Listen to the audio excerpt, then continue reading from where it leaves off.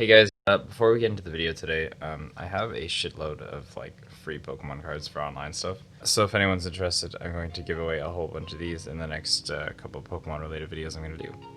So stay tuned for that. What's up, you guys? It's been a crazy week for Pokemon. We've had several game reveals and we had a concert by Post Malone. As someone who's been following the franchise for a long time, I'm kind of mind blown by a lot of the things that have been happening, but we'll unpack that later. Right now I want to talk to you about Pokemon Legends Arceus. So as a friend of mine has put it, this is kind of like the big moment for Pokemon. This is what seems to be the Pokemon game that everyone has been dreaming of and consistently asking Game Freak for. Now I found that over the years Pokemon was starting to get a little stale. While I did enjoy the series and will always have a love for it, a lot of the more recent games were kind of lackluster. And in the case of Sword and Shield, I actually didn't pick it up. I felt that there were a lot of things to be desired, and I didn't like the way that the company ran things. However, with this announcement, it looks like things are finally starting to turn around. So I'm going to give you a list of 3 things that this game absolutely needs for the future of Pokemon to flourish. So what is perhaps the most important thing that Game Freak can do is to have some integration with Pokemon Snap. Now that we're finally approaching a much anticipated Pokemon Snap sequel, the question is, how much of these assets are going to be used for other games? See, it's no secret that the world of Pokemon Snap is stunningly beautiful. Pokemon Snap is a series designed around having a cinematic, fully immersive experience in the Pokemon world.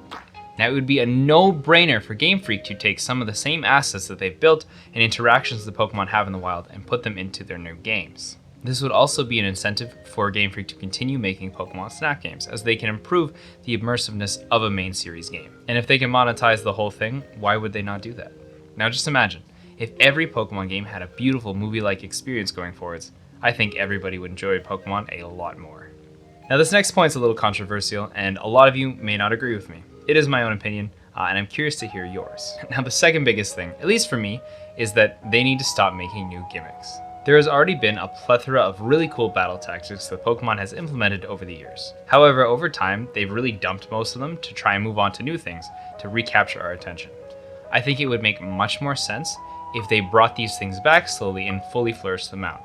Imagine a new Mega Evolution for every one of your favorite Pokemon that never got one. And at a glance, if you can see them going back to this prequel format in the future, why would they not continue to improve these types of things?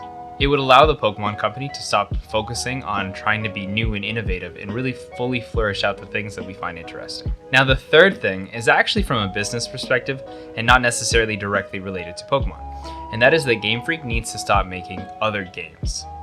In the past, Game Freak has split the resources and made multiple games at the same time, usually focusing on a remake or some other side project. However, we've seen how that has turned out, with something like Sword and Shield having some lackluster animations. However, now that ILCA is developing a Pokemon game, perhaps in the future the Pokemon Company will continue to use them for any side steps we see in a series. Perhaps in the future all Pokemon remakes and Let's Go sequels will be made by ILCA, allowing Game Freak to make something truly remarkable in the meantime. So let's just say I remain cautiously optimistic. While this looks like a really good direction for the Pokemon series, this could be a single project, or perhaps it's going to fall flat entirely. In fact, it wouldn't be the first time that a video game series has taken what looks to be a good turn and perhaps just doesn't deliver. I'm curious to know if you guys are excited about this, or perhaps you're more excited for the Diamond and Pearl remakes. We didn't talk much about them, but that's because I'm waiting for more details. Right now it looks like it's just a 1-to-1 remake, and if that's the case and there's no new content, I'll probably abstain from that purchase. For those of you that have been sticking around, I have a couple more of these for you. Thank you so much for hanging out. There we go.